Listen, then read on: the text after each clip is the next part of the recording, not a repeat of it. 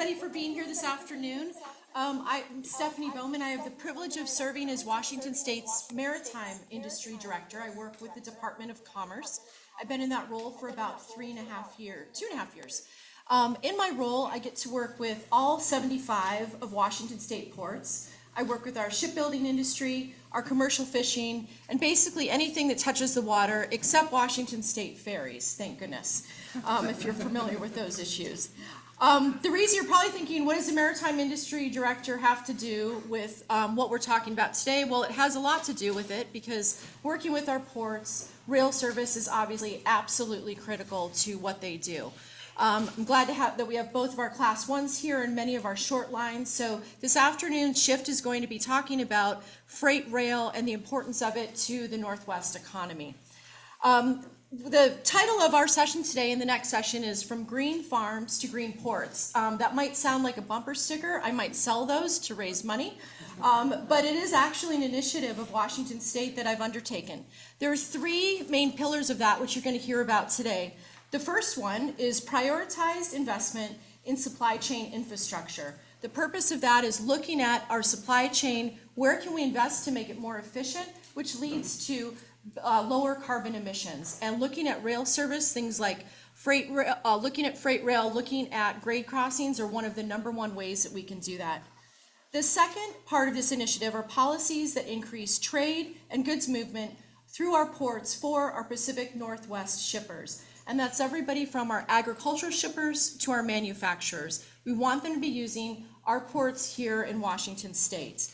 A third pillar of the Green Farms to Green Ports initiative is promotion of Washington State as a global gateway. As you're going to hear from many of our agricultural shippers today, it is already a gateway. With all due respect to Commissioner French, who spoke early this morning, for those of you that were here, he was excited about bringing in those 3 international manufacturers to build products here in Spokane, and then talked about shipping them out of the Port of Prince Rupert. So the Port of Prince Rupert is 1,098 miles from here. The ports of Seattle and Tacoma are 285 miles from here. We want those products here in Washington State, in Idaho, Montana, and Wyoming to come through our ports on the west side. So, thank you. All right, got some clapping. Well, that's what we're gonna be talking about today. So, on to my great panel. We have 3 fantastic experts today, one with the project at the Port of Walla Walla, the next from the Port of Benton, and straight from Washington, D.C. at the end of our panel will be Peter Friedman, the CEO and president of AgTac, the Agricultural Transportation Coalition, and he's going to be talking about on the ground what's happening with the labor strike on the East Coast, how it's impacting freight rail across the country, and particularly the shipments of our ag products overseas. So with no further ado, I'd like to introduce Beth Swanson. She is with Tri-City Intermodal. She's going to be talking about an old project, which is a new project, which we're really excited to have going in Washington State. There you go, Beth. Thank you. So I'm Beth Swanson. I work with Tri-Cities Intermodal, and I'm taking the place of our CEO, who's out of the country, Ted Prince.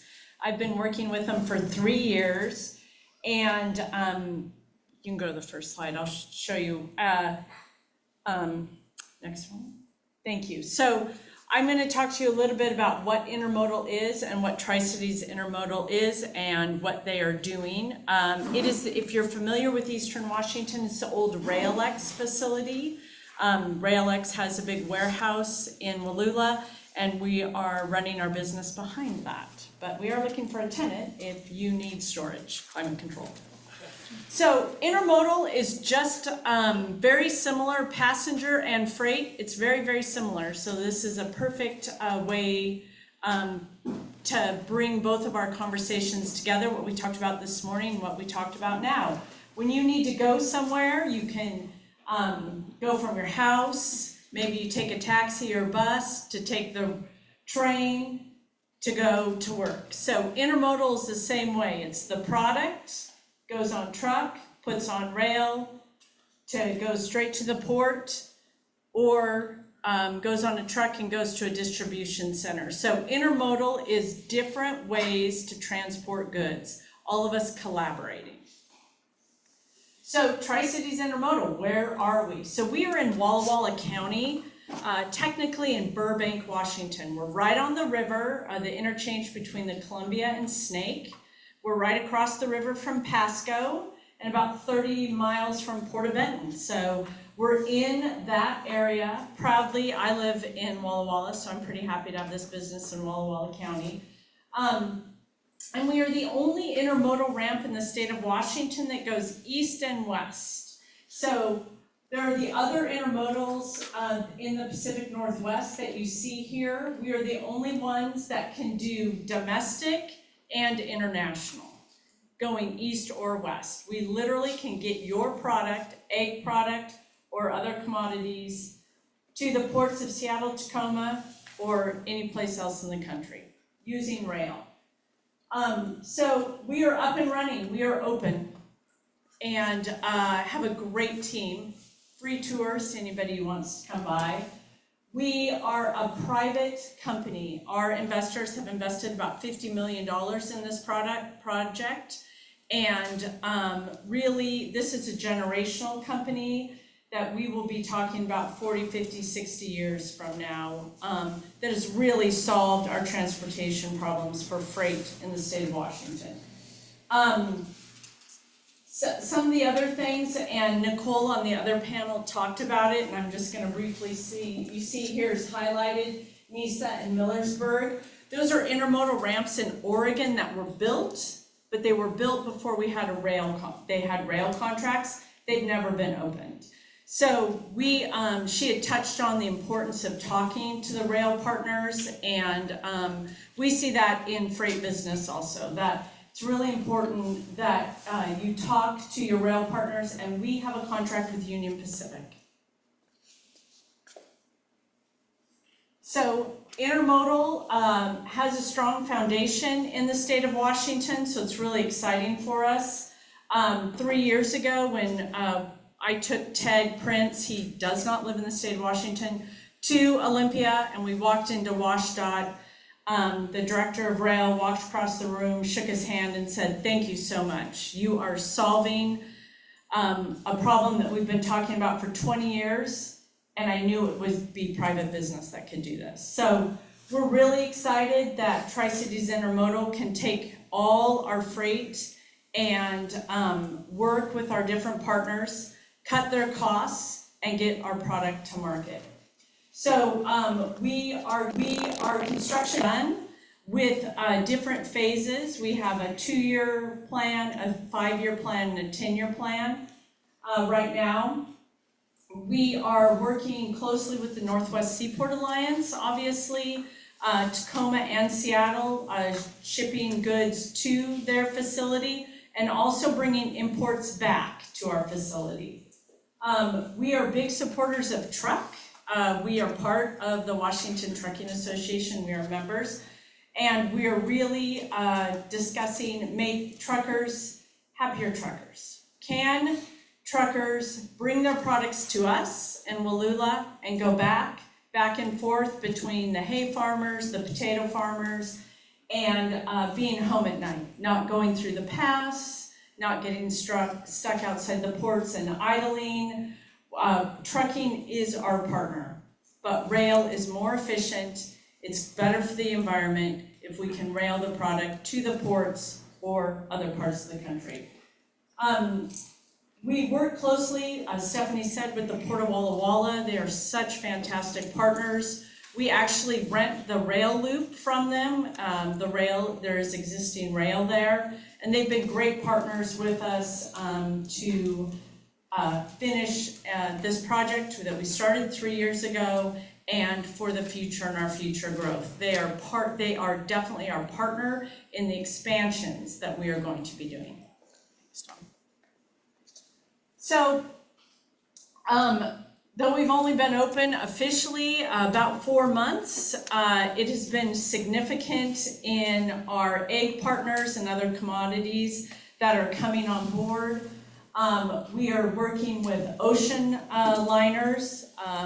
We have unlimited ability to stack containers on our property. If you are familiar with the egg industry, it's very hard to get containers on our side of the mountains. They have to send a truck to go get a container, hopefully it's still at the port, bring it back to their farm, load it up, and then take it back. So we are storing containers on our property.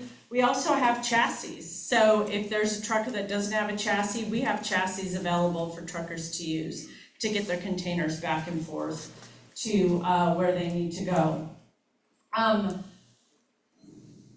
We are using Short Line. Columbia Rail is our partner with UP, getting the lines to UP. With Union Pacific, we're using existing line. That came up a little bit today.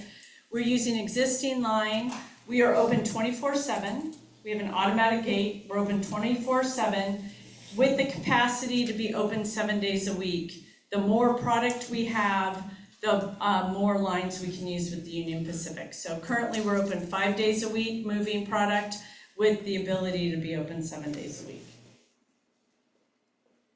And those are our senators up there, Senator Dozier and Senator Banky on one of our lifts. Exciting news, we are transloading grain. What that means is that we are, one of our new commodities that we are shipping is grain, all the way from the Great Lakes, bringing them in grain hoppers to our area, transloading them into containers, and sending those containers to the ports of Tacoma and the ports of Seattle. We are super, super excited about this opportunity, and it's going to be up and running next week. And that's how, just the past 3 months, how business has been going for us, is now that we are open, we're getting contacted by more parts of the industry looking for ways to get their goods to market so they can be globally competitive. And it's been a very exciting process to see. So the transloading is happening, next week. We are really, really excited about adding this new product. It wasn't in our official game plan, and just got a call, and now we're going. We're also working on peas, lentils, garbanzo beans. Will be coming later this fall too. We'll be shipping them to the ports. This shows in our transloading process for grain what railroads we are working with. So we're not just limited to Union Pacific and Columbia Rail. It's truly a partnership in the Midwest, all the way to Wallula, all the way to the ports. We have the ability to work with all the railroads, and so far it's been a really good partnership, and we're really excited about it. So, environment. I talked a little bit about intermodal, what we're doing. We're cutting the costs for our partners, getting their goods to the market and back. We're also really care about the environment at Tri-Cities Intermodal.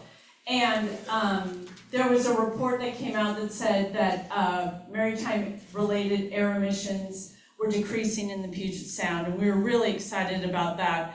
Also in that same article, though, it does talk about truck emissions. The truck emissions have not gone down, and we believe that by switching to rail at the ports of Seattle and ports of Tacoma, this will be a solution to this problem.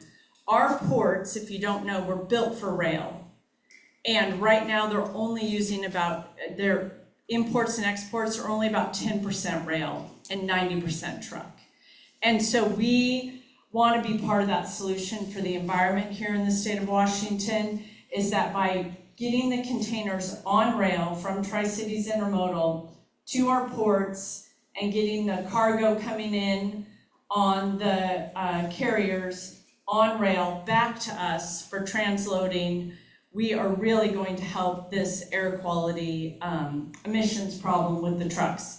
At the same time, keeping our trucks as a valuable partner, because they will be part of the intermodal solution coming and picking up the product. For example, we're doing Amazon right now. Amazon has their 4th largest warehouses in Pasco, Washington, and those goods are going to Chicago and beyond, and they're using us. They bring the containers in, we put them on rail, boom. So instead of the Amazon trucks trucking from Pasco to Chicago and beyond, they're now on rail. So we're really excited about that. And I think that's it. Yeah, thank you. All right, next up, I'd like to invite Diane Howard. Diane Howard, for those of you that might not know her, is one of the most innovative port directors that we have, not just in Washington State, but truly in the country. Port of Benton is just doing a fantastic job on a lot of different ends, but is also advancing an inland hub port concept, and so I'll turn over to Diane. There you go. Thank you, Stephanie. Good afternoon, everybody. I'm Diane Howard, as Stephanie mentioned. I've been with the port since 2006 as the Director of Economic Development and Governmental Affairs, at that time both state and federal, and I became the Executive Director in 2019. I'll tell you the story that Beth just shared with you is something that we've been planning and dreaming about for the Tri-Cities region overall, that includes Beth, the Port of Pasco, the Port of Benton, for over 20 years. So if you've heard me present before, you know I'm going to tell you a story, because that's the funnest part of all of this, is telling a story. It's a story about our region, it's about our people, and so, and of course my computer shuts down, but Tom, it's okay, I got notes. So we're going to go ahead and go to the next slide, and I'm going to kind of go back to what Stephanie shared. Ports in Washington State truly do drive economic growth, trade, and tourism. The Port of Benton was formed and established in November of 1958, following the U.S. Army Corps of Engineers transferring ownership of Richland to its citizens to drive economic development, trade, and tourism. Richland, as many of you may or may not know, was previously a federal government property, part of the World War II secret mission called the Manhattan Project. For those that have seen the Oppenheimer movie, we were Site W. So we are two-thirds county, including North Richland, Benton City, and Prosser. And I see Prosser's on your schedule later. Yes, I would love to see the Spirit of Washington train, and don't forget to pick up your wine on the way home. So companies in the Port of Benton facilities and properties provide family wage jobs that generate more than $600 million in revenue yearly. We represent about 5% of Benton County's economy. The rail network in the Tri-Cities is vast. The Port of Benton's line, though, in this map is marked as a black solid line and begins just west of Columbia Center Boulevard, kind of the divide line between Kennewick and Richland, if you're familiar with the mall. The port's rail line is also served by both Class 1 railroads, so UP and BNSF Railway, as well as our short line operator, which is also Columbia Rail. And then the city of Richland's line is in the red on this map, and it comes off of our line up in the north. It's about 1.7 miles long. Next slide, Tom. And then a little bit diving in on the port's rail. We have 16 miles of rail. It's an industrial short line in yellow in this map. It connects our region's shippers to larger freight networks, as has been discussed. Overall, though, our system's about 16 miles, I wish it was 16,000, 16 miles of track with 48,000 ties, which I'm going to tell you about here in a second. We've also got 4 bridges and 10 at-grade rail crossings, and I'm really proud of our team. We opened Airport Way Crossing yesterday. We only have 2 more crossings to go, taking those 30, 40-year crossings and bringing them up to modern day. Next slide. As mentioned, BNSF Railway and Union Pacific are both Class 1s that use the port's track to serve their customers. Our track is one of the few locations in Washington and Oregon that where customers can be served direct. And our region's agriculture, and well as other major industries, ship about 1.3 million tons of cargo currently out of Richland's line, making it the second heaviest short line within the state. It's estimated this provides over 3,000 local jobs and 1.5 million statewide that are tied to these freight-dependent industries. It also provides a 2.9 multiplier in direct jobs to the state. So let's kind of dive in a little bit more to North Richland. North Richland users are small businesses as well as major corporations. They are also doing domestic and global business in our community and within our region. A snapshot of the companies on our line includes Lamb Weston, Central Washington Corn Processors, Lineage, Packaging Corporation of America, BioGrow, and Delher Industries. The demands for goods in our region, both in the US and overseas, continues to be increasing. Statewide, agriculture alone is $65 billion. And many of the advanced manufacturing site requests that we are currently receiving are also asking for rail opportunities, both domestic and to global markets. Industries that are growing in our region also require rail to meet their shipping needs. Walmart, for example, their existing dry and temperature controlled facilities. As mentioned, Amazon out of Pasco, as well as other locations, and also currently under construction, the Darigold facility at the Port of Pasco, which will be leaning not only on probably Beth and Pasco, but also coming to Benton. So next line. Rail operations. For those of you, many of you in this room know this, so I'll probably be really brief here, but railroads that operate in the Tri-Cities, manage their operations and set their own train schedules. So we don't have any control over that. That's my disclaimer for those watching that are going to call me later and say, hey, can you tell the train not to come through at this time? And I know for us, we primarily have two types of trains that are using our line, which is manifest and unit train. And then next slide. I also want to take a quick look back at history, though. I want to tell you the story of our rail line. It's nearly 75 years old, this track system. It was really built to support the Hanford Federal Project, which was turned over to the port in 1998 to again leverage and support economic industrial diversification and utilize the federal investment to benefit the community. Next slide, Tom. The DOE-owned rail line was turned over to us again in 1998, but it was built in the late 40s as part of the Atomic Energy Commission, and was vital as the second line to connect Hanford's existing railroad in Richland to the main line owned by UP, which is now, which today, as well as BNSF rail lane, just south of the city. The government negotiated a deal with the railroads, and they shared the cost of constructing the original rail line.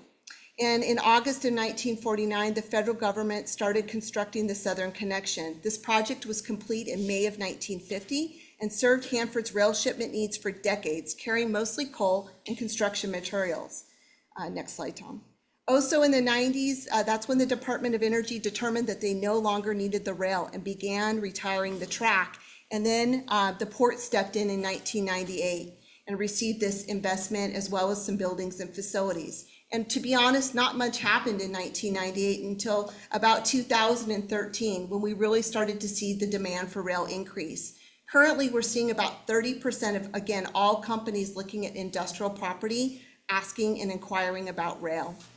So there are several plans related to our rail projects. Of course, we follow our comprehensive plan, our 6-year transportation plan that's done in coordination with our Council of Governments. But mostly we've got a strong tie-in relationship with the City of Richland. The City of Richland has developed master plans and rail-related master plans for over 30 years together with the Port of Benton. We have one united vision when it comes to economic development in North Richland. And I'm going to go ahead and go to the next slide and tell you what that current vision is all about. So now what you've really been wanting to hear about is our planned rail intermodal facility, which is planned to be built on the port and prior to the city's Horn Rapids area. And why for us is because short haul rail is strategically important. It improves supply chain reliability. It allows for more flexibility, and intermodal and inland ports also act as economic development engines. Next slide. So the port plans to develop an intermodal facility on undeveloped industrial land in North Richland. The proposed intermodal facility will provide rail-served warehousing, loading facilities for Eastern Washington goods from all locations in Western United States and globally.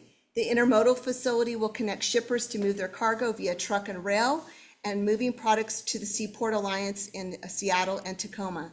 And additionally, this facility will allow for products and materials imported to the Pacific Northwest to be moved via rail. I lost my spot.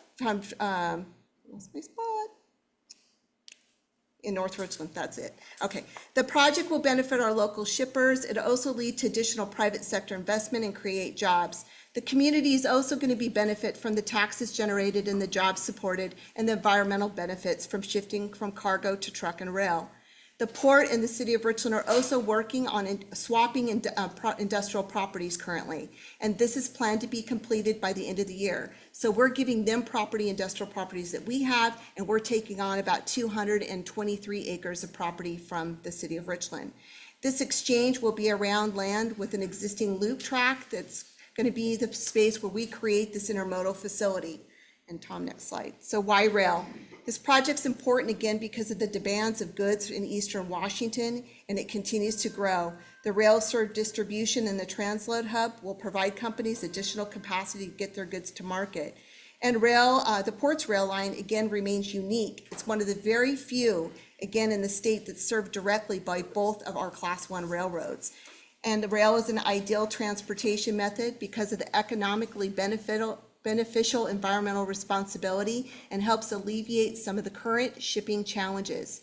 Rail, as we all know, is more fuel efficient than trucking. It's also one freight train can haul the cargo that would otherwise require 300 trucks. So lowering cost and carbon emissions. And rail also maximizes efficiency because the seaports can accept trains 24/7. So this site in blue is what I was discussing. The project includes constructing additional track, warehousing, storage buildings, installing handling equipment, containers, truck and trailer trains. And the port will be leveraging its existing locomotive repair facility. We also have 2 engines and equipment that come with that. We're currently working on infrastructure planning. We have completed our cultural resource planning. As well, traffic studies underway. We also currently have an RFQ out for an intermodal operator. So we're seeking proposals there, and we'll be leveraging state dollars to secure further federal investment. And we anticipate construction to begin on this project in 2025 and 2026. So now the importance of green trade corridor. For us, we think that the vision of a green trade corridor, not only on rail, but also our barge facility that I'll point out here in a second, really is the success to us is balancing cargo, imports, and exports. We also have a great workforce. Our region is young. Our region provides careers in ag tech innovation as well as in clean energy. We provide reliable and scalable service that can be 24/7 to improve the truck cycle times. We have a united long-term vision and a spending plan beyond this site. We have a very willing community. The Richland Council approved unit trains when the loop was built. We have a tremendous state and local support that's now resulting again in federal funding and interest. And we look to tie in our barge facilities because we really want, and the reason why, let's step back for a second, Richland Utility is 90% clean, non-emitting power. We are about to close the gap, and I believe to be one of the very first communities in the nation to claim non-emitting. So we will be able to go from farm, literally farm, all the way out to where the client wants the product in a non-emitting fashion. That gap's going to be closed by an advanced reactor in partnership with Energy Northwest and X Energy, and we do anticipate that coming online by 2030 to 2031. So I want to point that, oh yeah, good. So again, we also are partner with Framatome as well, but I want to kind of point out what I'm talking about. So this is the intermodal facility here. This property on this side is already owned by the port, 100 acres, approximately 220 acres that we will be receiving. Atlas Agro, the hydrogen facility and the green fertilizer company is located there. We have over 2,000 acres of greenfield industrial property that's open and available with all infrastructure, in addition to what you see built here, which is Lineage Logistics. We've got Framatome, we've got the National Lab as examples. Our barge facility is located right there for heavy lift, and we are available again to see the entire circle for green trade be completed, and we're really excited about that opportunity. So I want to also take a moment to thank our partners, especially our state partners. It has been the state and the port's investment to date that has really allowed us to envision this and fully see this vision come to fruition. It's now resulting in federal interest, and we do have federal funds marked for the intermodal facility that we hope will move forward past the CR. So we'll see what happens. If you want to stay informed on any information about our rail projects, about our crossing projects, please take a look at the Port of Benton's website. It's all available there, and we encourage you to sign up for that. And we also want to take a moment to also thank Central Washington Corn Processors. They really helped us as a private sector kind of initiate this vision, and they invested about $6 million in improvements in that loop track that we're now going to be able to fully work with them and our other partners to realize and leverage, and really look forward to seeing this come to fruition. So with that, I'll sum it up and we'll turn it over to Peter. Thank you.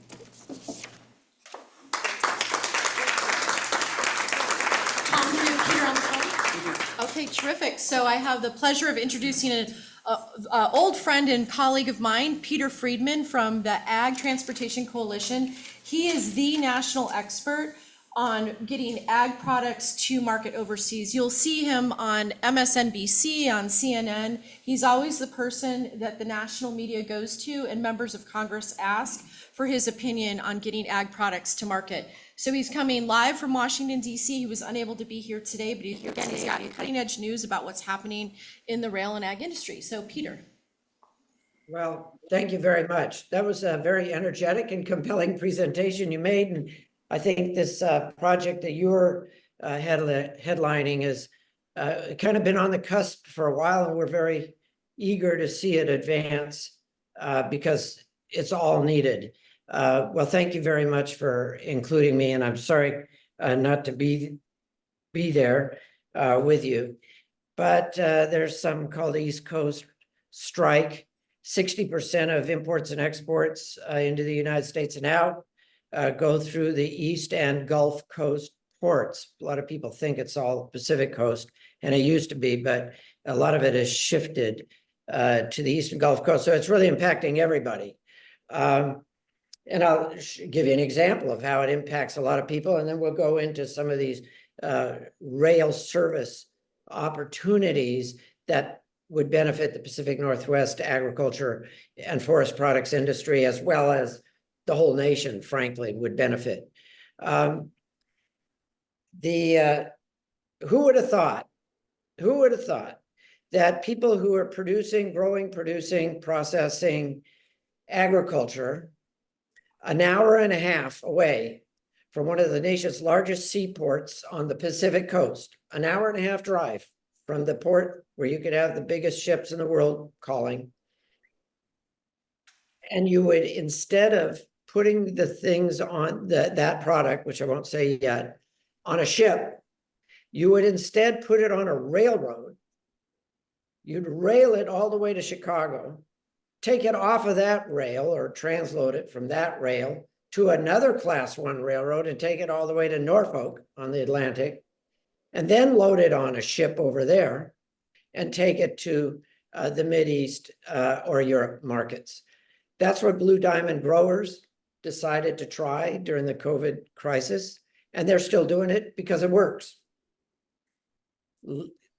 Slightly more expensive, much more dependable. Didn't have to worry about Panama Canal and drought, didn't have to worry about ports operating fast or slow. You just load it on a rail and out it goes. They do that.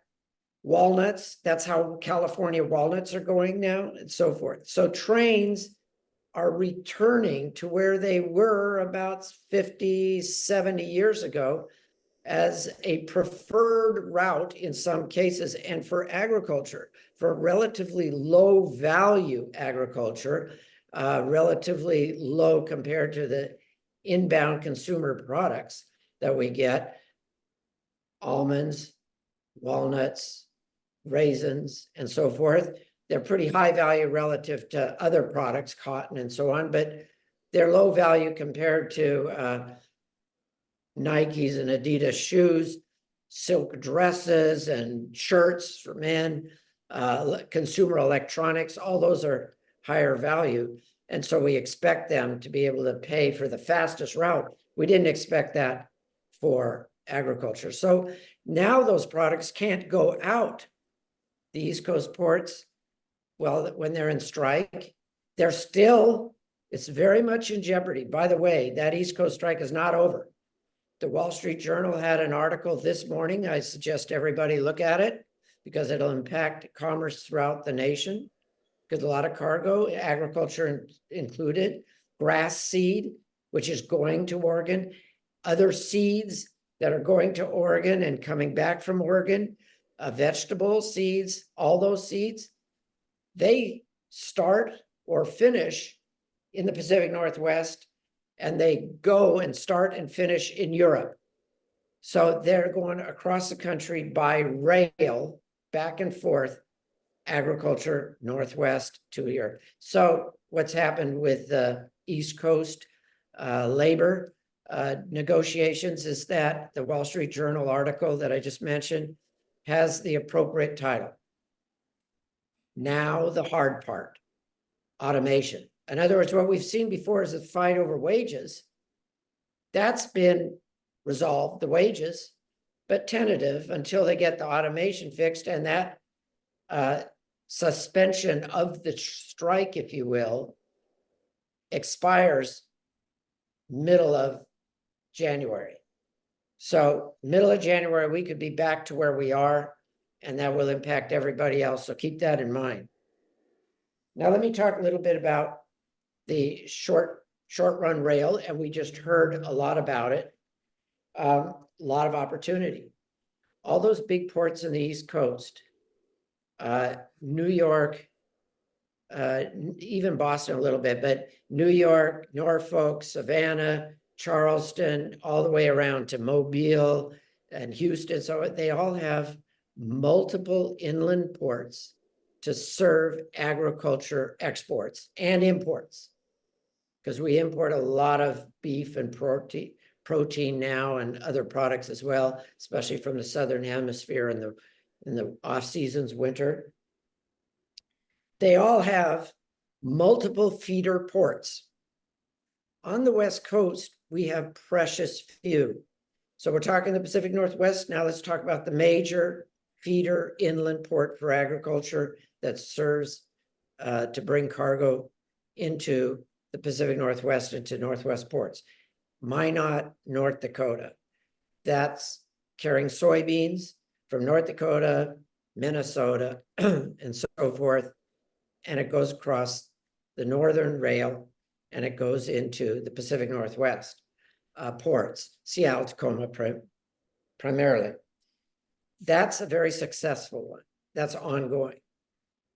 Short of that, it's been a struggle for the entire West Coast. And so we got some lessons we can learn from it.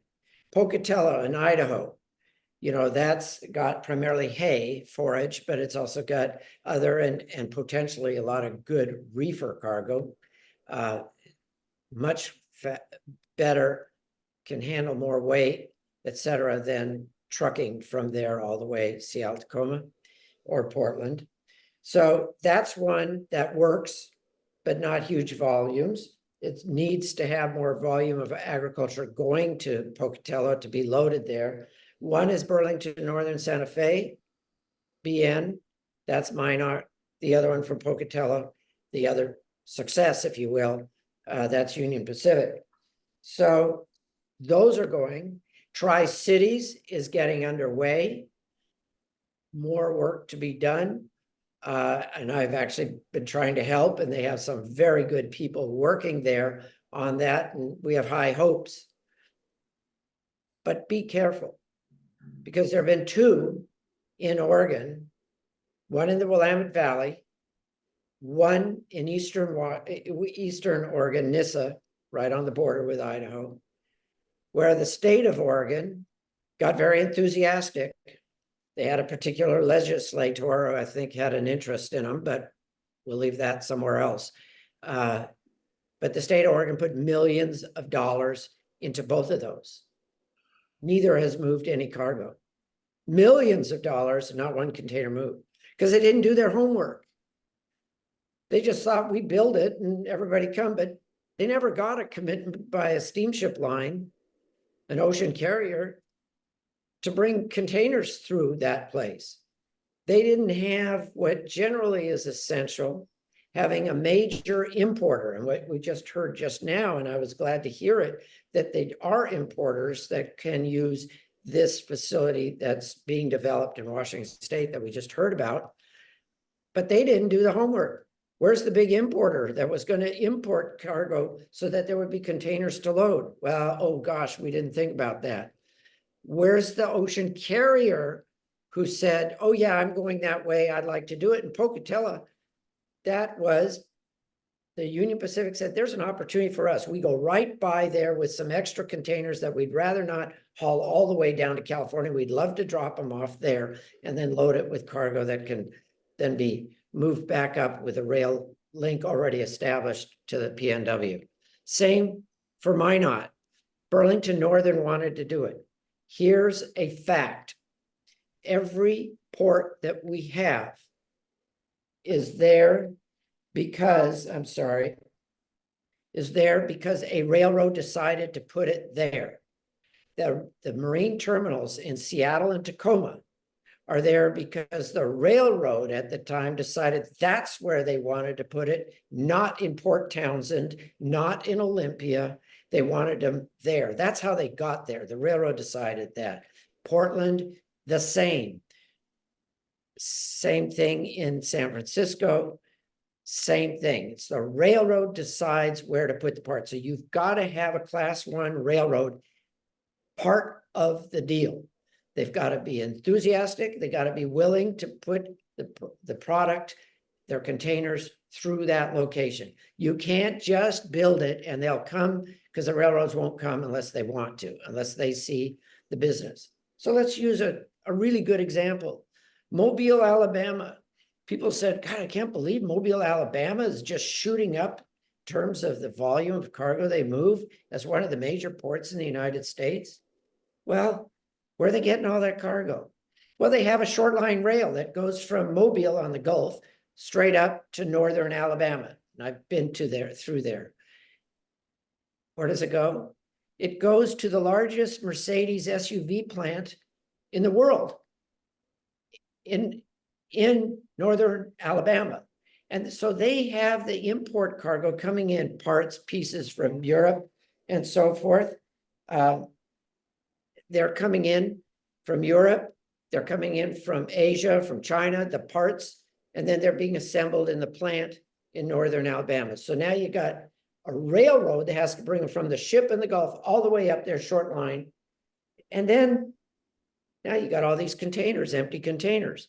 So you've got from northern Alabama, you got Tennessee, you got even Kentucky, you've got Georgia, you got a lot of product, a lot of lumber, paper, so forth, all in that area there looking for an outlet, and they just go right onto those trains that are up there in northern Alabama and go right down to Mobile, Alabama, and on a ship and out.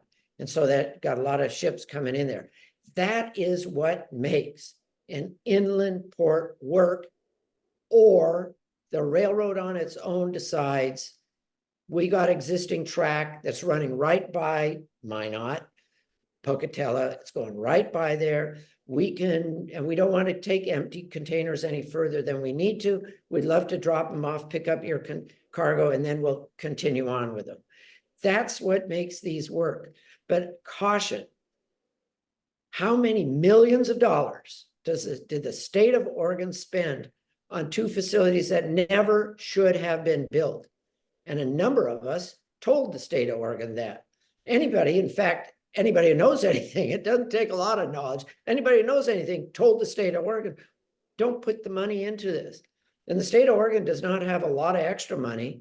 In fact, the state of Oregon, the governor and the port director earlier this year announced the closure of the Port of Portland container terminal. They announced the container terminal was going to be shuttered effective in September. It would already been closed. Shelley Bochart Davis, who is a member of the state legislature there, but also is a significant hay grower and exporter, owns a trucking company and so forth, marshaled together the agriculture industry, forest products, a few others in Oregon, and they turned that decision around. I'd like to change the name of the Port of Portland to the Port of Shelley, because she saved it from the effort of the executive director of the port and the governor to shut it down. But that's how tenuous it is. The Port of Portland as a container terminal was slated to be shut down last month, September, until people rose up and convinced governor that this is actually a worthwhile thing to fund. Maybe it needs some subsidy. Any of these inland ports may need subsidies. That's a fact of life. The ones in Mobile, Alabama, other ones where International Paper are working in Tennessee, Memphis, and so forth, they are self-sustaining.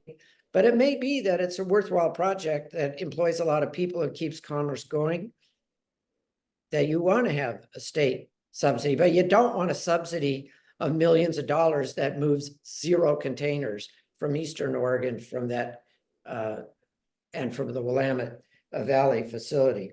So those are things to watch out for. I think what is going on in Washington State now with multiple locations in the Tri-Cities that would be worthwhile. And I don't know if there's enough cargo for all of the multiple locations that are under consideration, but there is at least some. There's inbound cargo that needs a way to get to Eastern Washington. There are advantages to put it on a train rather than a truck to get into the crowded terminals in Puget Sound. There's a lot of benefits to it, and I think the basis for success is there. So I'd like to just leave it at that for now. Any questions, I'd be glad to take.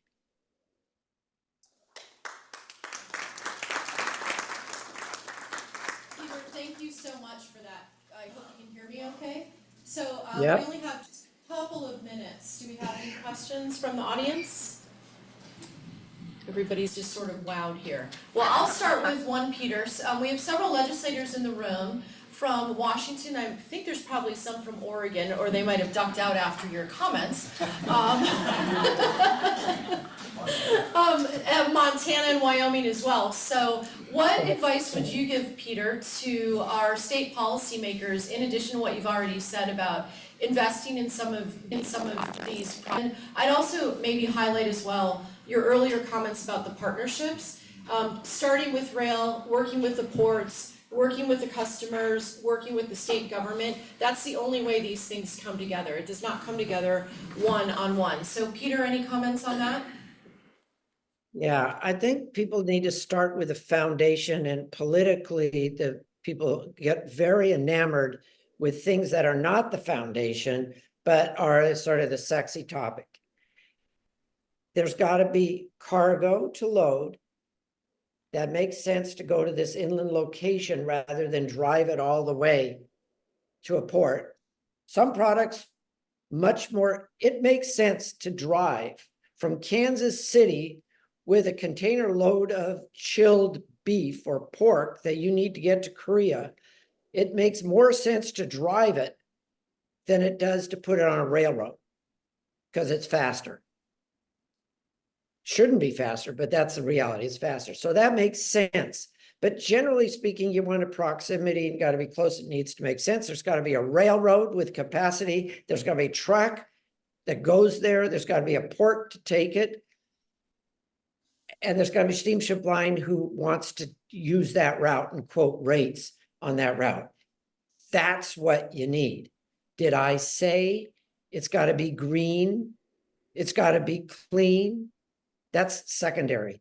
Did it say that it reduces congestion and makes neighborhoods more livable? No, I didn't say that. That is attractive as a justification, as a motivation, but you got to go back to the basics.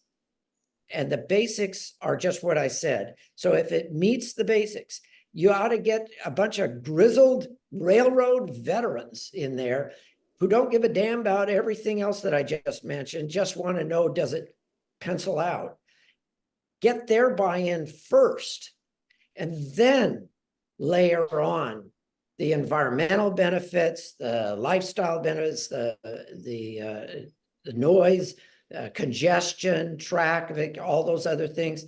There are significant benefits, but they should not be where you start. They should be on top. That's my suggestion. All right, Peter, well, you can't see the room, but I will say there are some grizzled railroad experts here. So with that, we're at I didn't see my anybody. panelists. Peter, thank you for joining from Washington DC, and they'll be here to answer questions if you have some later. Thank you. Good job.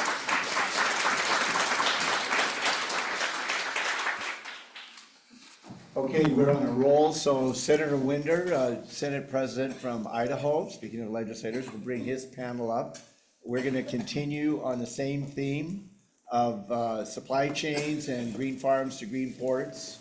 And then we're going to have a general discussion session with you all after this session, so you can have a chance to give us some feedback on what you've heard today. So we won't have talking presentations. We're going to have actually interactive discussion, and with those on the remote audience too. Thanks very much, Bruce, and welcome.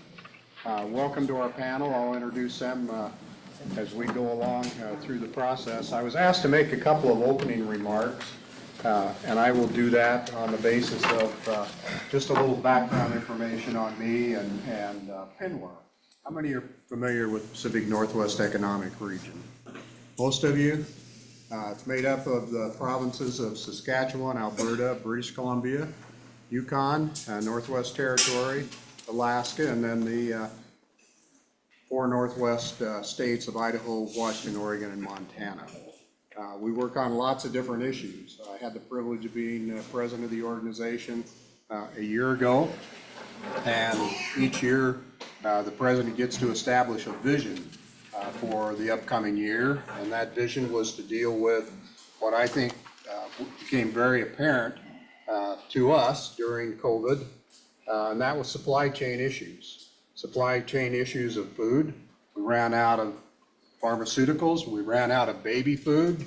If any of you had young kids, you may have known some of the problems we had. More importantly, we were on the edge of running out of energy. We were on the edge of not being able to meet the expectations and goals of electrification of our vehicles because we didn't have the access to the critical and rare minerals. It all ties into basic survival needs and national security.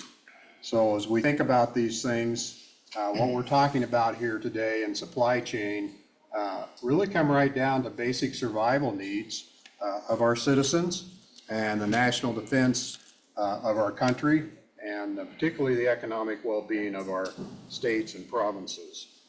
So with that brief background, I'm going to begin by asking Chris Herman to come forward as Deputy Director of the Washington Public Ports Association.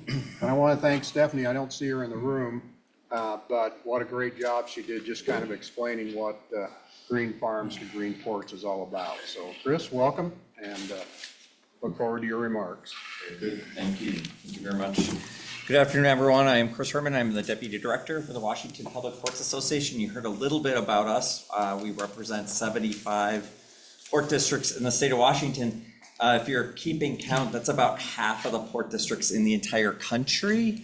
Washington was a very early adopter of the port district model, and that really was about, no offense to our Class 1 partners, but communities wanted to retain that waterfront property in community control. And so that is, a lot of that was taking that property back from the railroad barons of the day, and making sure that those were decisions that the community could maintain. So each of our port districts has 3 or 5 elected commissioners, and that's really how that community connection to what we do is maintained.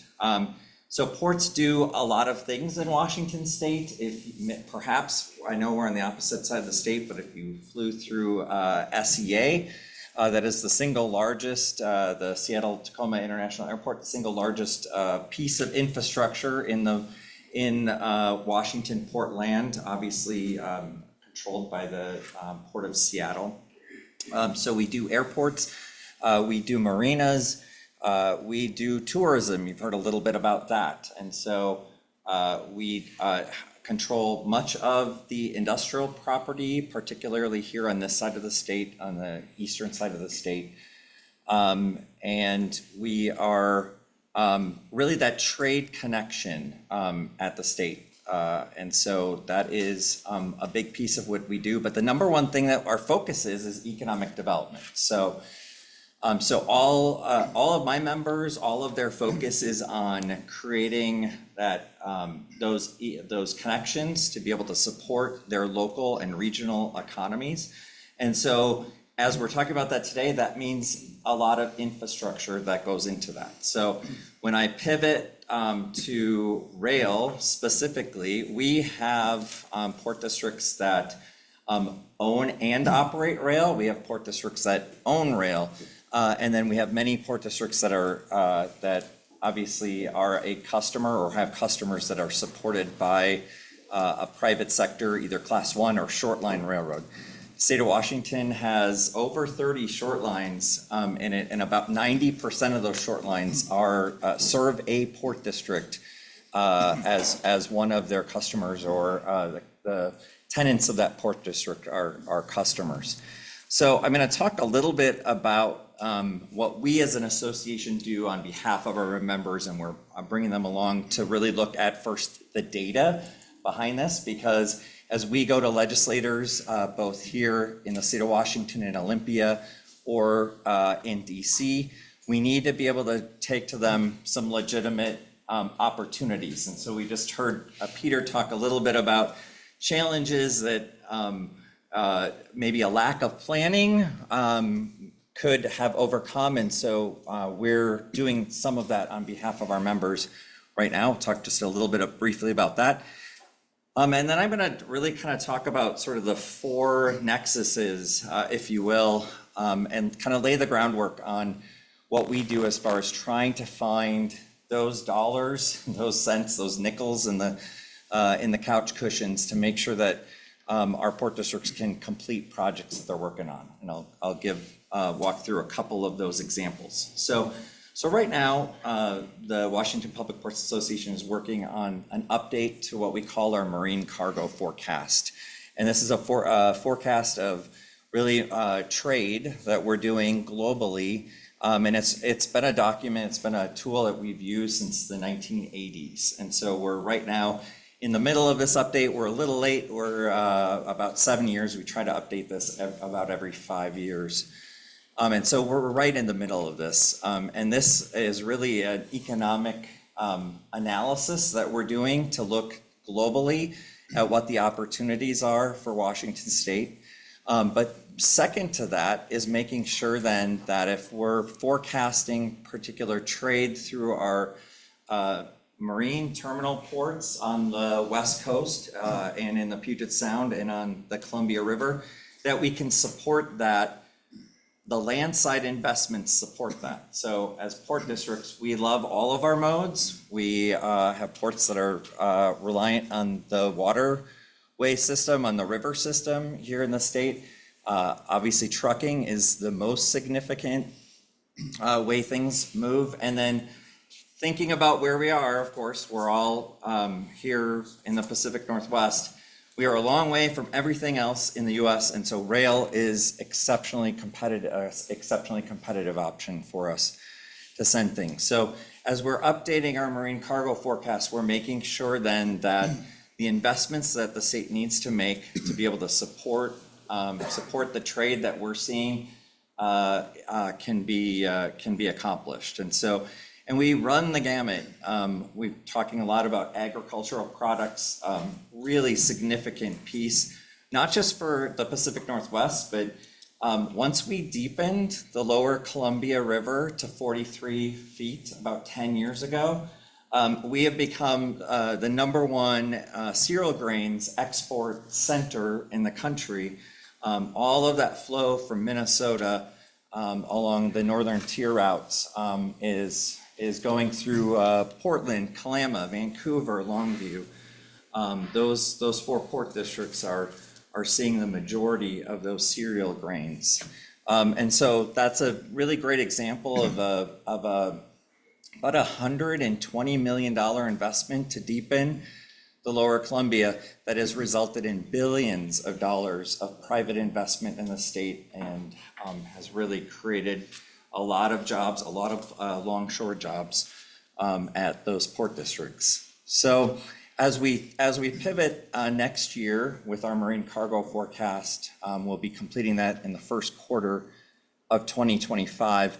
That's when we'll begin the discussion on making sure that we're making those investments. And so we already have Port of Bellingham, which is up in the northwest corner of the state, has a massive project to reconnect their Bellingham shipping terminal to the Class 1 rail network, something that was taken out by someone not thinking rail was the future, clearly. And so they're looking to reinvest and put that shipping option back in. The Port of Grays Harbor, the only port in Washington that's actually on the Pacific coast, has partnered with one of the largest agricultural co-ops, AGP, to export soybean meal. And they are having a massive expansion of that port district, and that is going to lead to significant more investment in rail to support that, those investments.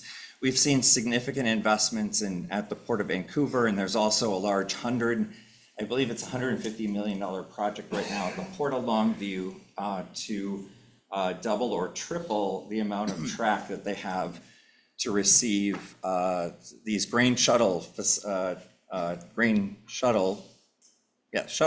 that come from the Midwest to support exports.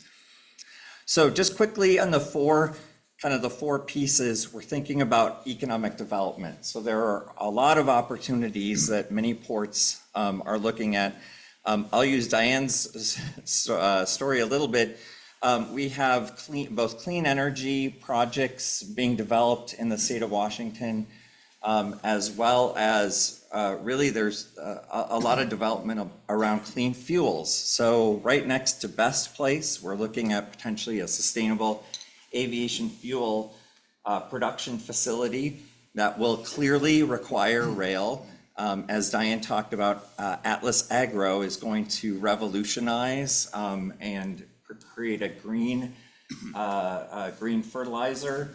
And they are going to require or use rail to a significant degree. So every port district is looking at similar type of projects that are really designed to help advance the local or regional economic development.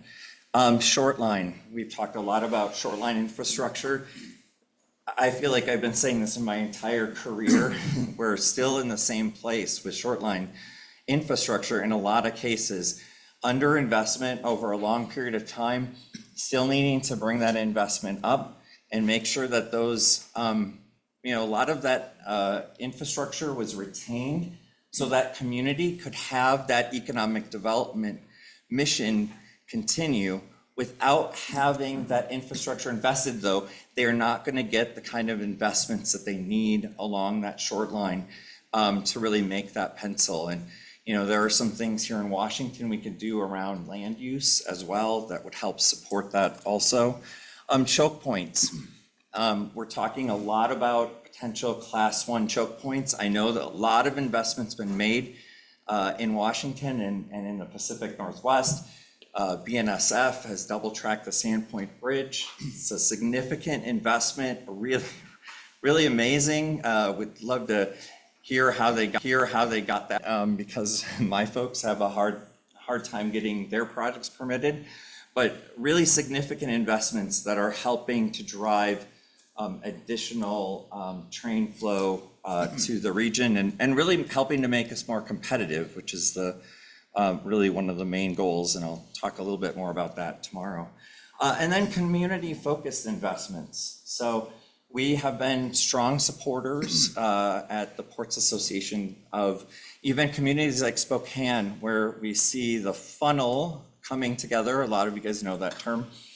And a lot of trains, probably 50 to 70, maybe even more some days. I heard a whole lot outside my hotel last night. So all in one place, and we need grade separation projects along those corridors so that those communities are not overburdened or have the ability to safely cross the tracks. And so we've been strong supporters of projects like that as well. And then I'll just say, I mentioned a little bit ago, competitiveness. This is all about competitiveness. When Peter Friedman talks about sending West Coast products through ports on the East Coast, that doesn't help any of us. And it certainly doesn't help the environment. And so we'll talk a little bit more about that tomorrow, but thank you. Thank you, Chris.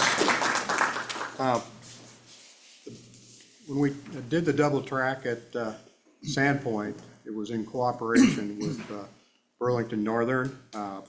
State of Idaho worked very closely with them. Pinwar, for instance, supported them politically in the process of permitting.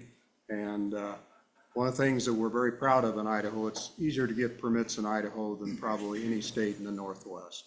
So when you want to do something, come see us. Micron's investing $15 billion in a new chip factory there. It's under construction. The big project in New York still haven't even gotten the permits done on it yet. So could be years before that happens. One we're going to talk about is an investor in state of Idaho, and you heard a little bit about the intermodal facility in Pocatello, and so I'll introduce to you Jeff Hamas, who's with Savage Companies. Thank you, Senator Winder. Oh, You want to use if you can use the slides, it's easier to use the main mic there. this mic. Yeah. Okay, Bring it thank up you. in your hand. You got me? Great. Okay, good afternoon. Great to be here. Jeff Hymas with Savage. I live in Salt Lake City area, and that's where our company is based, but I've been fortunate to spend quite a bit of time in the Northwest working on projects and supporting our operations here.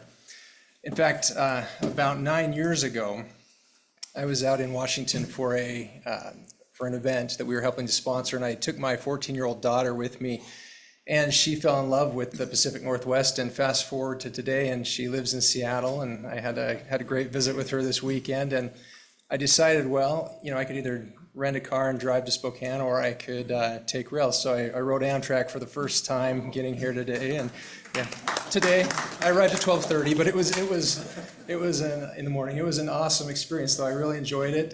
Enjoyed eating on the dining car and chatting with folks from New York and LA. So I know we're talking about freight rail transport, but I do want to give a shout out to passenger rail as well. So. A little bit about Savage, for those who aren't familiar with us. We are a family-owned, privately held business that was established in 1946. So we've been doing business for 78 years, and we started out in trucking and expanded from there. We are a global provider of supply chain infrastructure and solutions. So essentially, we move and manage all different types of materials using trains, trucks, and marine vessels. And we operate a lot of terminals, transload terminals. We have what we call our Savage Transload Network, where we operate more than 50 of these terminals across North America, moving products primarily from rail to truck or from truck to rail.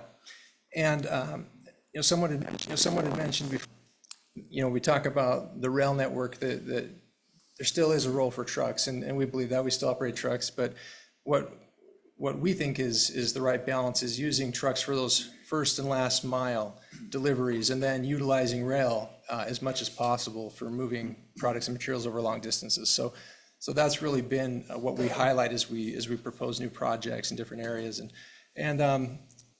So we provide comprehensive rail services. We do a lot of different things, both at customer facilities and at our own facilities. But I want to focus in here on this particular facility, our intermodal terminal in Pocatello. And as I talk about this, first I want to give a little bit of credit to Brig Skoy. Brig, can you raise your hand there?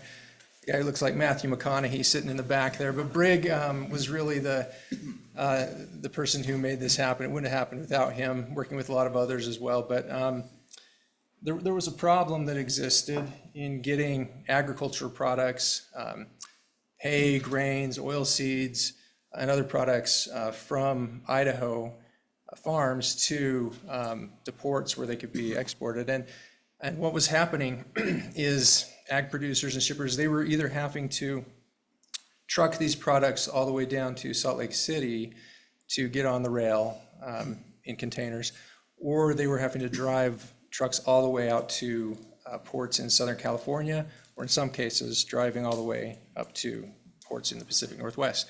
So by establishing this intermodal terminal in Pocatello, it's really been a game changer. And what it's allowed ag producers to do is to bring these containers in a short distance, a very short distance on trucks.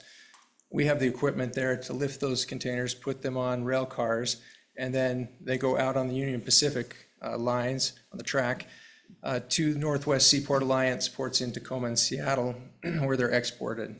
And so in addition to those other products that I mentioned, there's also dehydrated milk, dehydrated potatoes. So there's a lot of commodities that move on this route, and it's really helped to optimize the supply chain. And as has been mentioned before, it's benefiting the environment by taking hundreds of trucks off the road. So we're really, really proud of this accomplishment. I think,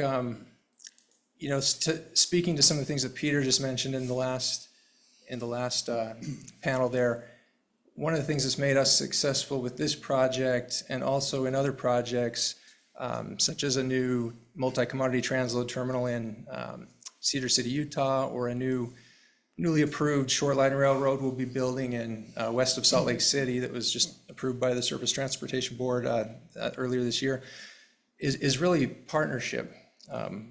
And especially it's a public-private partnership where we've been able to work with government entities to be able to make these projects happen. And I think there's so many opportunities for private companies and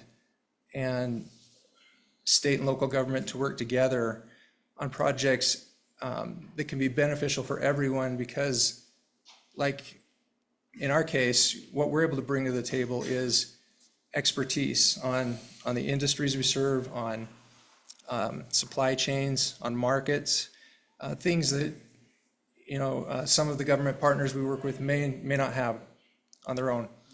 And we're also able to bring capital to invest. Now, what they're able to do, our partners on the government side, they can help provide an environment that is attractive for rail infrastructure investment. And that's very important. And that can be very influential in our decision-making on where we decide to locate projects, whether it, we're talking about the permitting process. Is it overly burdensome? What sort of tax incentives are there? There's a lot of different things that government can do to work together with private business to come up with good solutions. And it's important to think outside the box. Not just doing things the way they've always been done, but just one quick example, I think of a government entity that's been successful in this is the Utah Inland Port Authority. For a lot of years, they were kind of just spinning their wheels, not making much progress. And then they got some new leadership in, and this new leadership said, rather than trying to do these projects here and make them, state projects, let's instead work with private business and help make them successful so that they'll want to invest in this infrastructure. So they've done things like providing low interest loans and helping to streamline the permitting process. So we've been able to work with them on a number of projects where it's really a win-win for everyone. And so I think that's a model that might be interesting to look at as you're looking at possible inland port projects here in Washington.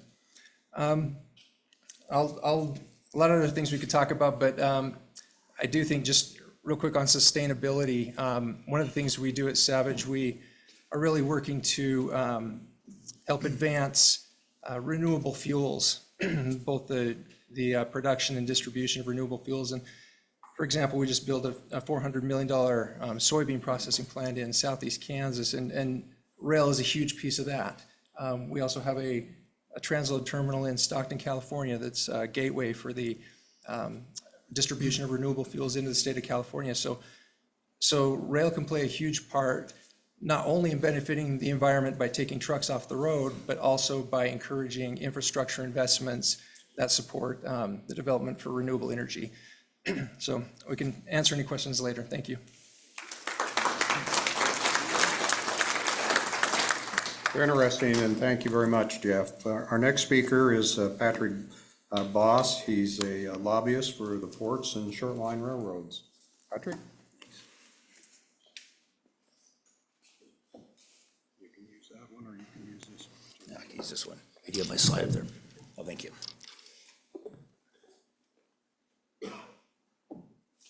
Perfect. Thank you.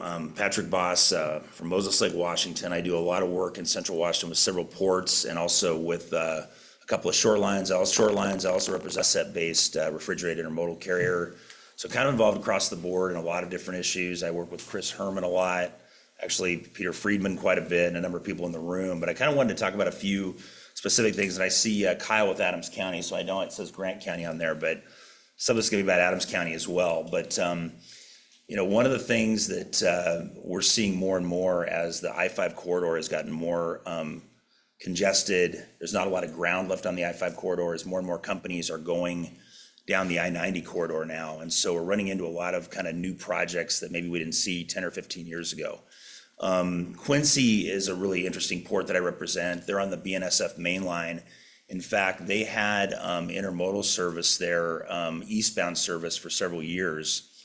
And they were hauling, they hauled several thousand containers a year of refrigerated product out of Quincy. It was a great spot, but what happened was BNSF, and it kind of goes back to some comments Peter made, BNSF decided they wanted to make Spokane their primary eastbound site. So then Quincy lost its ability to do eastbound intermodal. So since that time, I've been involved with Quincy, working with them, mainly trying to get a westbound short haul terminal done there. They've got the infrastructure, but it's mainly getting the BNSF to stop there to do a westbound terminal. It's on the Stevens Pass line. It's directly right to Seattle. It's a great route, but you know, getting the railroad to stop is always a challenge.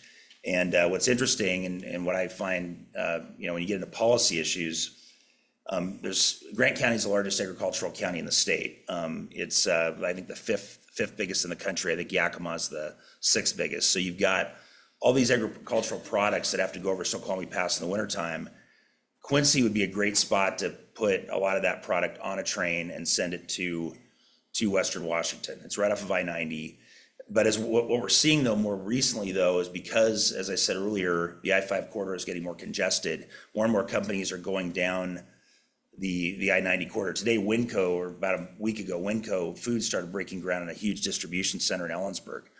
The Port of Quincy, which has the George Washington area, is starting to get a lot of calls from distribution companies that normally would not have looked at Quincy, but there's really no place for them to go on I-5, so they're starting to go down the I-90 corridor. So with that, you get into companies that call, they're looking for intermodal, it's part of their checklist. So one of the things that I always run into when a company calls, you know, they have a certain checklist. They want intermodal, they want to be so far from a railroad, so far from a freeway, and you kind of have to deal with all that. And so Quincy is interesting because it is on the main line, it is in Grant County, it does have an intermodal terminal, but we can't get BNSF to stop there to do short haul service. So we're going to keep working on that though, because I think in the future, we can't keep just pushing thousands of trucks over the pass in the wintertime. Port of Worden, I do work for them as well. They're on a short line, which I also represent, Columbia Basin Railroad. We've had an interesting dynamic there because Connell, the Connell Rail Interchange, which is a project that we've been working on for several years, it's been funded. When all the cargo comes out of Worden, Moses Lake, Royal City, Othello, Bruce, there's like 12,000 cars a year of carload that go down to Connell. But because the way that interchange was built 100 years ago is shaped, if you want to go to Spokane, you can't take a left-hand turn out of I'm simplifying this. You can't take a left-hand turn out of Connell and go to Spokane. You have to take all this cargo down to Pasco and then kind of U-turn the train around in Pasco and then take it to Spokane. So right now, you've got all these ports in Grant County and Adams County, 5 of them to be exact, Moses Lake, Warden, Othello, Royal City, I think I'm missing one. And they all have all this rail cargo that funnels all the way to Connell. And when it hits the Connell interchange, it's got to go to Pasco first before it can go east. And so we've been working on that, and it's a huge project, but it's going to help several ports in the area. But what's interesting with Warden, because it is kind of the fulcrum for that area in terms of rail, Warden's got all this rail infrastructure, but very few roads. So we've had companies come to Warden where there's plenty of rail there, but if you want to do a truck to rail type of facility or a transload facility, even if you wanted to unload all the rail cars there was no place to put the rail onto trucks because there's not a lot of roads in Warden, because there's about 6 railroad lines that come in there, and it's kind of a zoning nightmare. There's a lot of industrial ground, but it's trapped between different rail lines. So one of the things we work on as Warden is trying to get more money for truck roads or heavy truck roads so we can actually service the rail that's there. Coulee City, and I do some work for them, they're on the PCC line. They actually have a lot of land along the rail, but none of it's zoned industrial. So they're hauling a lot of grain out of there. And I would argue that one of the things that I think the state needs to do a better job of with the Palouse Coulee City line is that they've got to do more than just haul grain. Some of these towns like Coulee City that have port districts want to attract other industries, but it's important that we have a little bit of industrial ground so we can do that. I mean, like right now in Coulee City, if you wanted to put a flour mill in, flour mill requires light industrial zoning. We couldn't do that right now because there's no light industrial zone ground in Coulee City. And the problem with these smaller towns, because of our urban growth area issues and because of the way the Growth Management Act in our state was set up, it's very hard for these smaller ports to do zoning, or smaller cities to do zoning. So we have a great rail line that runs out of Coulee City, but we're only hauling grain. I'm not diminishing grain, but we could do more than that. So those are a few things I'm working on, but like I said, these are projects now and issues that are becoming more to the forefront as more of these rural areas get more companies looking around that are looking for ground, looking for sites. You can't find those sites on the I-5 corridor anymore, so they've got to go somewhere. I've got an intermodal client that I talked about earlier. They're really watching closely what's going on in the Tri-Cities, because right now, if you're trying to do eastbound intermodal, you have to go all the way to Spokane, or you have to go to Portland, or you have to go to South Seattle. They love to see a terminal in the Tri-Cities, because why would they want to truck something, from the Tri-Cities back to Portland to put it on eastbound trains? So these are all the things I get involved with on a daily basis, and I kind of wanted to give you guys kind of an overview of that, just to give you kind of a micro look at some of the things we run into. Thank you.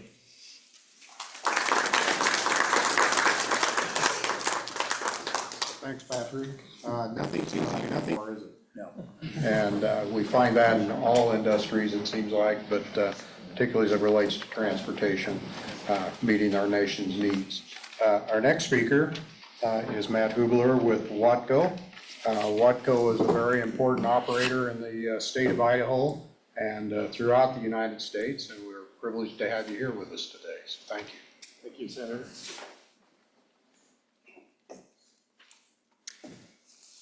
Good afternoon, everybody. As mentioned, I am Matt Hubler. I hail from a little railroad town called Cheyenne, Wyoming. UP got there in 1869. At the time, though, it was known as Hell on Wheels. And if you want to know more about the history of Hell on Wheels, I encourage you to Google it. Very colorful, or just watch the show Deadwood, and it will tell you all about it. Cheyenne now is the home of Swan Ranch Railroad and the Swan Ranch Industrial Park, one of Watco's 48 railroads that we have nationwide, and including Canada and Mexico. Watco also has over 200 ports and terminals, has logistics arm, very similar to the solution to supply and shipping that you've heard from other presenters. I admit I got a little confused on the title of this presentation, because Watco does own Greensport in Houston, Texas. And so I thought, wow, they're gonna send all commodities to Watco's terminal in Greensport. If you wanna know more about that, look up Mike Rowe. He profiled our Greensport terminal on How America Works, his television show. So My slide, I was told to do one slide, and I don't believe in death by PowerPoint, so this is all you have to look at today. Two of our railroads here in Washington, the Great Northwest Railroad based out of Lewiston, a little bit about that, 97 total miles. 22 of the miles are in Idaho, 75 in Washington. Just under 10,000 rail cars a year, fertilizer, paper, lumber, grain. Our largest customer there is Clearwater Paper with Idaho Forest Group is the number 2. Something unique about the Great Northwest, it's also the only rail service provider to Idaho's only water port, the Port of Lewiston. And our second railroad, the Palouse River and Coulee City Railroad, or the PCC. This is state-owned by the state of Washington. We are the operator, one of the operators. It is the longest short-line railroad system in the state of Washington, serving 5 eastern Washington counties, including Grant County that you've just heard of, previous speaker. About 24% of all of Washington's wheat ships on the PCC. So I'd tell you how many kernels that is. I can't do that type of math. These are just 2 of the 30 examples of Class 2 or Class 3 or port railroads in Washington. Overall, it's just under 1,500 miles of rail that's not held by a Class 1 railroad. And when you hear about any of these through the presentations today, I'm just anticipating tomorrow, I'm highlighting 2 quotes. You can see them there.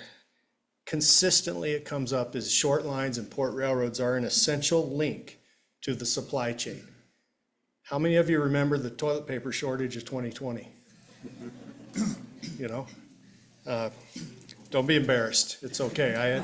I had to take some from work too. But the second quote, it connects Washington's economy. You know, if these 2 points, it's essential, and what does it do to connect? We're talking about something that touches every aspect of your day. I'm married, I have 2 daughters. The Amazon truck is in my driveway every day. Well, where does that commodity come from? How did it get to my driveway? Have you pondered that with the crap you people buy? Where did it start? Where does it end? So I have 3 numbers up here, 55%. Well, I mentioned that 1,500 miles. Only 55% of it will meet the current industry standard for locomotives and rail cars. 55%. Do the math. So 45% cannot be used. Put that in perspective. When you leave here to drive home, I'm going to ask each of you, only use 55% of the highway. How's that going to work? Brings me to the second number, 1.1 million. The amount of freight that short-line railroads move annually in the state of Washington is equivalent to 1.1 million truck trips not on your highways. So while you're driving home using 55% of the highway, we're going to put 1.1 million truck trips back on the highway if it weren't for short lines. That's 3,353 truck trips a day, if you want to do the math. We've talked about efficiency. I've heard it in nearly everyone's presentation. Rail, no matter who you ask, no matter which news provider you want to use, they agree rail is 4 times more effective than truck trips. And Watco, yes, we use them. I love the last mile, first mile, and then let's put them on a rail and get them across the country. That tends to be the approach, especially in the state of Washington where you have some efficiency goals. Those efficiency goals can be met using rail. So let's talk the standard width of rail. 4 foot, 8.5 inches. How many of you knew that? What year was that developed? Close, very close. Ross Lane, do you know? You're a smart guy. Okay. 1829. We have not changed the width of rail in 195 years. But we've sure changed the weight that we haul on it, haven't we? Recent project in the state of Idaho on Eastern Idaho Railroad, we removed rail sticks that were dated 1898. 1898. There's 2 points to take away from that. An investment in rail will be there a long time. Just as that stick, and the railroad's not even that old. That was a used stick that was brought in when that rail was developed. The second point, our short line rail has some age on it, wouldn't you say? It's a 126-year-old stick of rail that we just pulled out of the ground.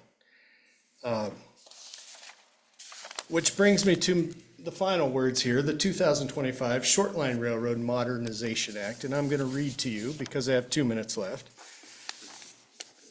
This is from the bill that we are in our third attempt at passing here in the state of Washington. And it reads, the legislature finds that railroads play a crucial role in economic development, serving nearly every industrial, wholesale, retail, and resource-based sector in Washington's economy. You guys agree with that? The legislature further finds that freight railroad infrastructure is an essential link in the supply chain and provides an efficient way to connect Washington's economy to national and international markets. There we are again. Essential link to the supply chain and connecting Washington's economy.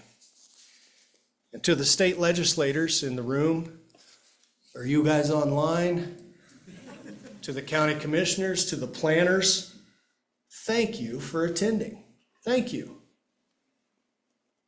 You have the ability to make a difference here in all that we're talking about.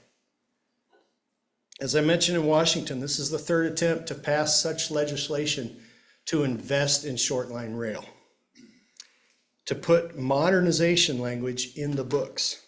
In Idaho, we've tried it 4 times over the last 7 years. The point I'm trying to make, this isn't a new message we're trying to carry.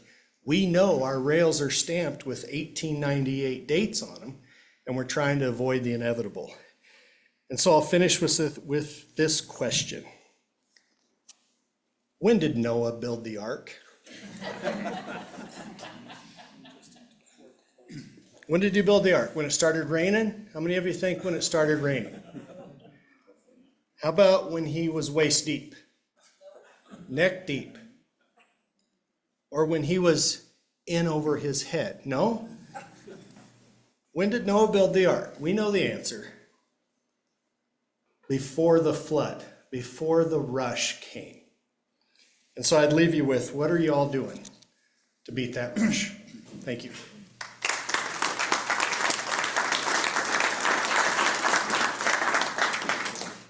Thanks very much, Matt. Thanks to all the panel. We do people up here. Can you guys stay up here? Yeah, they're going to stay up. We're going to have, No, we're gonna run out the door. we've got time for a few questions. Well, what we're gonna do is we're gonna blend into our interactive discussion with the folks here. We're gonna blend. Yeah, we're just gonna move right into. Do we need a break, though? We need a break? Let's do any Q&A, we're way ahead schedule. Wait, okay, well, let's do some Q&A on this particular panel, then we'll get into the interactive discussion, because we're on time. Thank you. All right. Are there any questions you'd like to ask of this group? Let's go right here. No, the lady sitting next to me. This is a question for Jeff.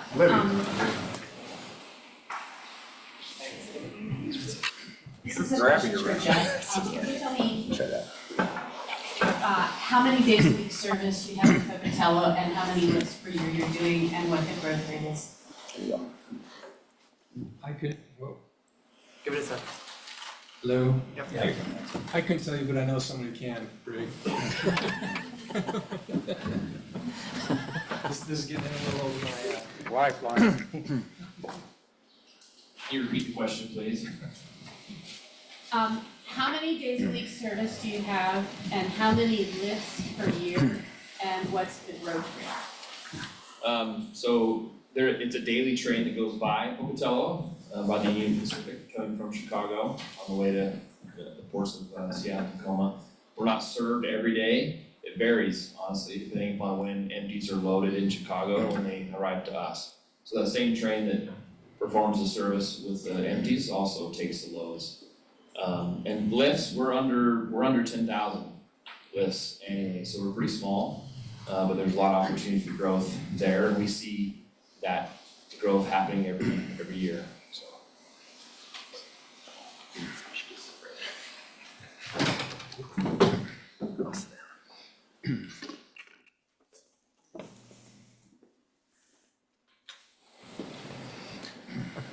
I think this is mostly a question for Patrick and Matt. You know, we're talking about, you know, eastbound traffic, westbound traffic, and there's a lot of discussion about the Stevens Pass line and the lines along the Columbia River. But we also have here in Washington a relatively underutilized asset across the mountains in the form of the Stampede Pass line. And there's been a lot of discussion in the past about what to do with that asset. Do we keep it the way it is? Do we do something with the tunnel? Do we contribute significant investment into modernizing the line, lowering the grade? So I'm curious about what you guys think about that rail asset and modernization investments could be a benefit to the interests that you represent.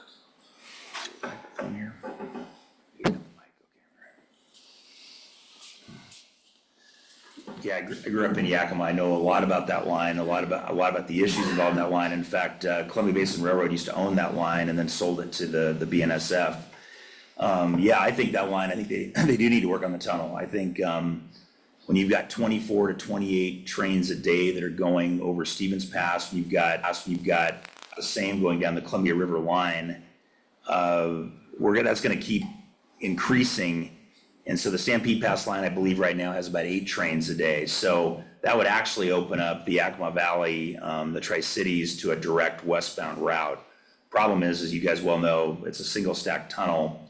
And so that's a huge impediment, and it just makes it uneconomical to do containers. But honestly, that corridor, if it was developed, would probably be the best corridor to do like a westbound intermodal terminal in the Yakima Valley, or even at the Port of Benton, or in Ellensburg, because it's the most direct spot to get over to the Puget Sound. But the cost of that, I mean, they had a bill on the table about 10 years ago, 10 or 15 years ago. Chris probably remembers this too. I think they had $20 million at the time to fix that problem. This was probably 20 years ago. Now it probably cost $100 million. But yeah, I would agree with you. That needs to be done, because we're only going to keep growing. Our state's got 8 million people and a lot of cargo, and we need to have that third line be available for intermodal.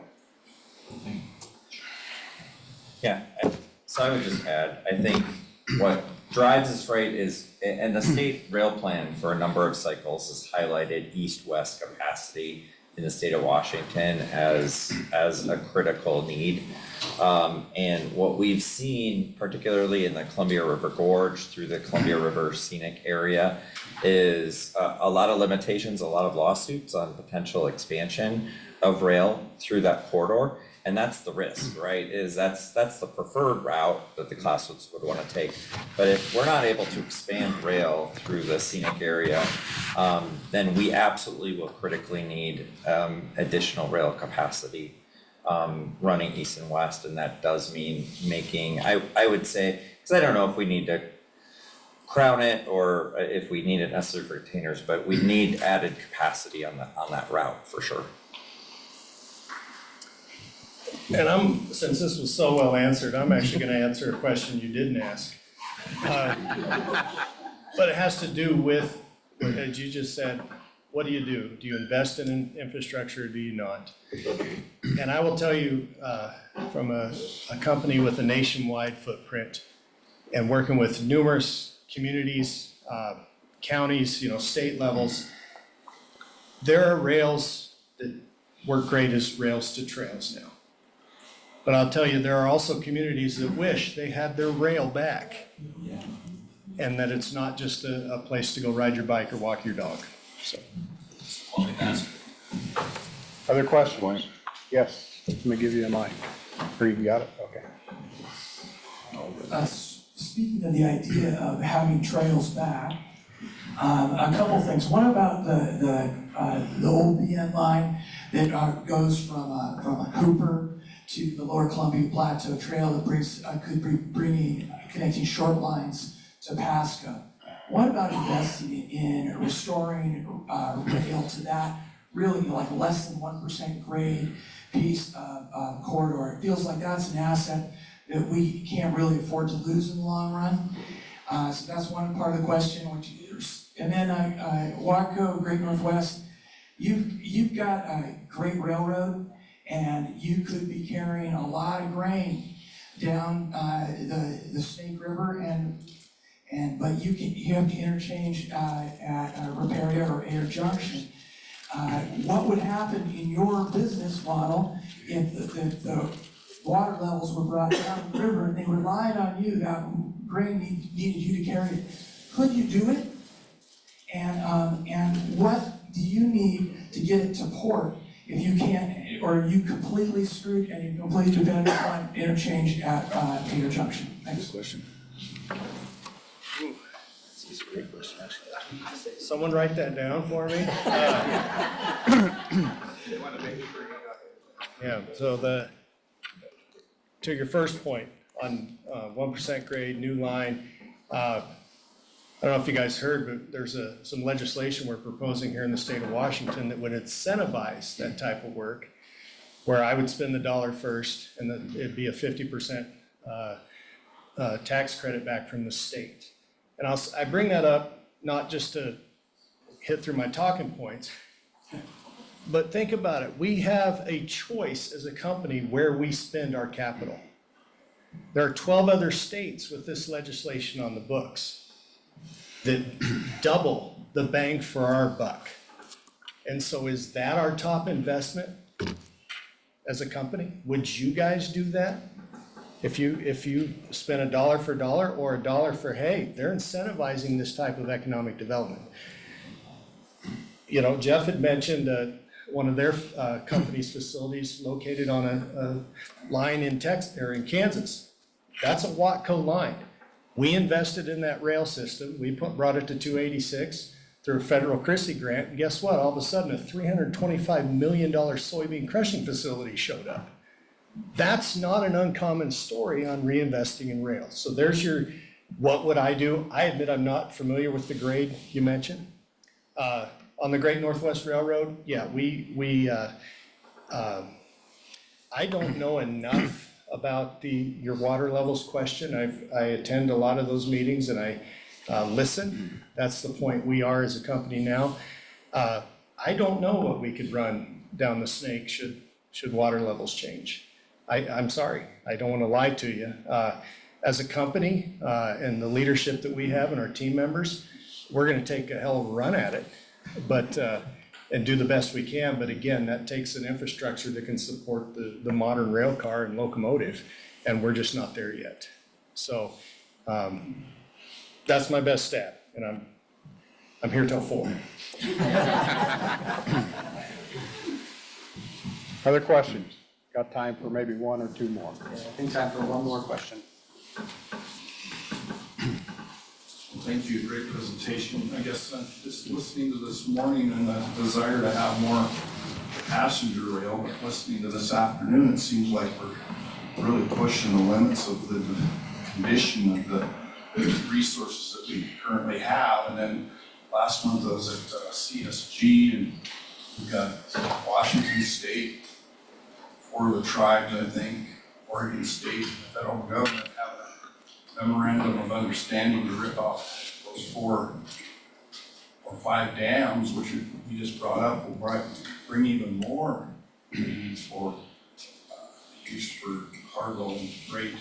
So where does that put trying to find room for passenger into this?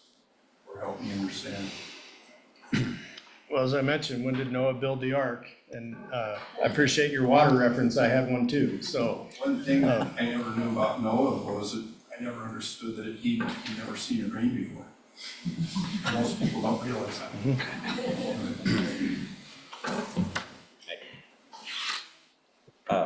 So this is, for the port districts, especially along the Snake River, this conversation strikes at the heart of, right, what they do, and the industries that they currently have operating. There would be stranded assets, in those facilities. And we continue to believe that this, the system is a very viable system, and I'm even seeing some of the current fish runs, which are really critical to that region economy, frankly, the entire Pacific Northwest, are trending up, at least in the most recent couple of years. So, but with that said, if the decision was made by Congress, and that's the only place that decision currently resides, to terminate the usefulness of the Snake River, absolutely, we need more rail in the state, and we need to look at, for the safety of that entire region, I think we would need to look at putting rail that's been pulled out many, many years ago, and putting that back in, creating a regional network that would support that. And I think really it is to getting back to the river, but we don't really quite know where that river is, because we don't know if it's gonna be passable north of, even south of the Tri-Cities, given the water levels. So, but yeah, it's a critical resource, and I would say that's what keeps all of these industries going, right, is a competitive transportation options are really critical. And so how do we maintain the competition, the competitiveness of the Palouse growing region? That's a real big question mark, I think, that would do. But yeah, I guess to your point on the passenger side, absolutely, if you're putting more freight on, you need to think about what that's gonna do ultimately to trying to increase the utility for passenger as well. Yeah, I used to represent the Spirit of Washington dinner train, and then they, about 10, 12 years ago, they had to make a change at the Wilburton Tunnel there in Bellevue, and they took part of the track out, so you couldn't get the Spirit of Washington dinner train from Renton to Snohomish or to Woodinville. And, it was one of those things where they were thinking about freight, but took out a really good tourism train. We tried to move the Spirit of Washington dinner train down to Pasco and tried to do a train down to Walla Walla, but there was a section of track there that was controlled by one railroad that wouldn't let us have access to it. So I get the whole issue of freight versus passenger and even tourism.